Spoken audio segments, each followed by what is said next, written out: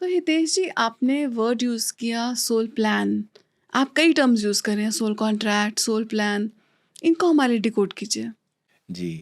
तो देखिए, soul plan को आप सोल स्क्रिप्ट भी कह सकते हैं कि हर आत्मा की अपनी एक स्क्रिप्ट है जब वो बॉडी एक लेती है। नाटक का जैसे हो हाँ, गया। बिल्कुल। जैसे नाटक में तो कोई निर्देशक होता है, पर आप अपनी स्क्रिप्ट के एक्टर, डायरेक्टर, प्रोड्यूसर, विलेन आप खुद ही हैं, है ना? तो उसे हम सोल प्लान या सोल स्क्रिप्ट कहते हैं। सोल स्क्रिप्ट क्या करती है, आपका जो एक लेसन होता है उसे एक्टिवेट करती है। वो लेसन जो आपने अपने ऊपर इम्प्रोवाइज करना है, या जो अनफिनिश्ड है आपके पास्ट लाइफ से। जैसे फॉर एग्जांपल, अगर किसी लाइफ टाइम में आपने बहुत इम्पेशेंट रहे आप, है ना, इम्पेशेंस में आपने बहुत सारे लोगों का दिल दुखाया, तो इस लाइफ टाइम में आपका पेशेंस लेसन है, ये आपका प्लान है, थीम है आपकी स्क्रिप्ट को लिखने का। तो पेशेंस के ऊपर आपकी सारी लाइफ टाइम लिखी जाएगी। और हमारा प्लान हमारे बचपन से ही एक्टिव हो जाता है। बचपन क्या, बचपन से पहले से ही एक्टिव हो जाता है।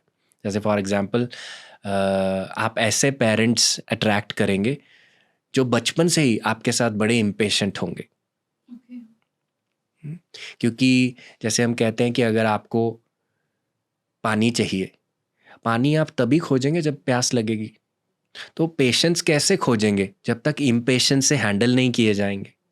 तो आपको कोई इम्पेशेंटली हैंडल करेगा बचपन में, फिर आपके अंदर इम्पेशेंस ग्रो करेगी, फिर आप भी इम्पेशेंट बन जाएंगे, सेम उसी तरीके से ही लोगों को हैंडल करेंगे, अपने बच्चों को हैंडल करेंगे। फिर आपके अंदर बत्ती जागेगी कि ऐसा मैं क्यों कर रहा हूँ, क्योंकि अब पानी मेरे सर से ऊपर जा रहा है।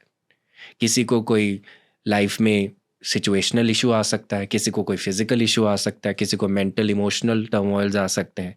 ये सब पिन पॉइंट्स है उस चीज़ को हमें एक्टिव करने के लिए, हमारे लेसन को एक्टिव करने के लिए। फिर मेरे को समझ आएगा, नहीं, आई थिंक मैंने बहुत ज़्यादा इम्पेशेंस के साथ लोगों को हैंडल किया है। फिर मुझे समझ आएगा कि हाँ, मेरे मम्मी पापा ने भी मुझे इम्पेशेंटली हैंडल किया है। फिर और पीछे जाऊँगा, अगर मैंने ये मम्मी पापा को चुना है तो यानी कि कहीं ना कहीं मेरे को कुछ सीखना है। शायद मैंने किसी को इम्पेशेंटली हैंडल किया हो, तभी मेरे साथ ऐसे एक्सपीरियंसेस हुए।